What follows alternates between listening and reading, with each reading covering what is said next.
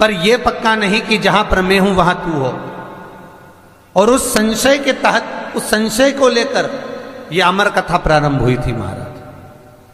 जिस अमर कथा को बार बार व्याख्यान करा गया है, बार बार माता पार्वती को समझाया गया है, माता पार्वती के मन के संशय को मिटाया। 25 वर्ष हो गए, बहू को औलाद नहीं हुई, इसलिए इसको संतों से नफरत है। सब दूर धोख लगाई, सारा देवी देवता धोखी आई, सब जगह जा जाके गोद भी भरवाई, सब जगह जाके विनती निवेदन भी करा, पर इसके यहाँ औलाद नहीं हुई, इसलिए देवताओं से खार खाते। अच्छा ठीक है। आज फिर 3 दिन बाद गुरुजी फिर मांगने चले। अब चेला बोल रहा गुरुजी इधर से चलो, उसके मत जाओ, वो फिर गाली देंगे। गुरुजी बोले चल, फिर चले। और गुरुजी ने जाकर फिर आवाज लगाई, अलग जगाई, माता भिक्षाम दे, माता भिक्षाम दे। और आज वो बूढ़ी अम्मा पोछा लगा रही थी घर में, और पोछा लगाई, गाय का गोबर भींगा हुआ और घर में फेर रही थी। और फेरते फेरते संत ने फिर कहा, माता भिक्षाम दे, माता भिक्षाम दे। इतने में तो इसको गुस्सा आ गया, और गुस्सा आया तो पोछा लगाती लगाती पोछा ही फेंक के संत को मारा।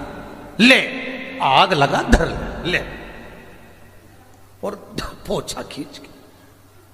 अब जो पोछा खींच के दिया, संत ने पोछा उठाया और उठाकर उस पोछे को संत लेकर चले गए, संत लेकर गए। संत बोले, मां तूने कुछ नहीं दिया? बूढ़ी अम्मा अंदर से चिल्ला के बोली, दिया तो सही वो पोता, वो जो पोछने का पोता होता है कपड़ा, वो दिया तो। संत बोले, मां, ए मां, इतने समय से तेरे दरवाजे पर मांगने आ रहे थे, पर हर बार आते थे तो गालियां देती थी। आज जिंदगी में पहली बार पोता दिया है, तूने मुझे पोता दिया।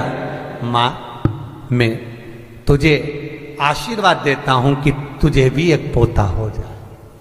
जा, तूने मुझे पोता दिया है, मां तू मुझे पोता दी है, जा, मैं तुझे वर देता हूं कि तेरे घर में पोता हो जाए, तुझे वर देता हूं। संत चले। चेले ने कहा, गुरुदेव ये गोबर में भिड़ा हुआ पोता मिला है, इसका क्या करोगे? गुरुजी ने कुछ नहीं, धो, अच्छे सरफ साबुन लगा के धोया, साफ किया, चिंदी फाड़ी, बत्ती बनाई, दिया लगा दिया। संत तो संत हैं, उनका क्या है, जो मिला उसमें संतुष्टि होती है। संत उसमें संतुष्टि, दिया लगा दिया। आज 1 वर्ष के बाद बुढ़िया के घर पर पहुंचे तो मालूम पड़ा, बुढ़िया ने कहा, गुरुदेव मैंने आपको पोता फेंक कर मारा था। गुरुजी बोलते हैं, कोई बात नहीं, कोई बात नहीं, तूने जिंदगी में पहली बार कुछ दिया था, हर बार तेरे दरवाजे पर मांगने आता था, तू गालियां देती थी। एक बार तूने अन्न का दाना नहीं दिया, एक बार उठाकर कुछ नहीं दिया। अगर तू कुछ दे देती तो तेरे घर में कब का पोता हो जाता, पर तू दे नहीं पाई, और जिंदगी में पहली बार तूने उठाकर वो पोता दिया, पहुंचा दिया, इसलिए तेरे घर में पोता हो गया। संत बहुत सहज होते हैं, साधु सन्यासी तपस्वी साधक उपासक बड़ा सहज होता है।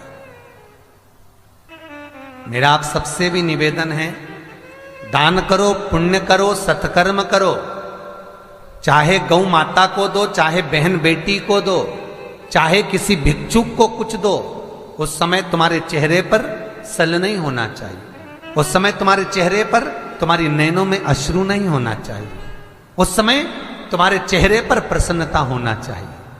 घर पर बहन बेटी आ जाए, और बहन बेटी राखी बांधने आई, बहन बेटी तीज त्योहार पर आई, और तुमने एक साड़ी दी, या 500 रुपए दिए, या 1000 रुपए दिए, या 2000 रुपए दिए, और भाभी का मुंह भगोने जैसा हो गया,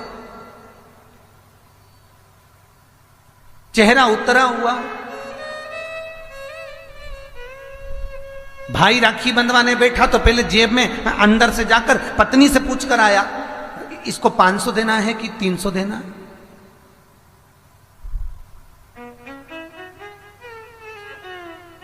राखी बंधवाने से पहले, पाटे पर बैठने से पहले, आसन पर बैठने से पहले, सोफे पर बैठने से पहले, जब भाई राखी बंधवाने बैठता है तो पहले अंदर जाकर अपनी धर्मपत्नी से पूछता कितना देना है।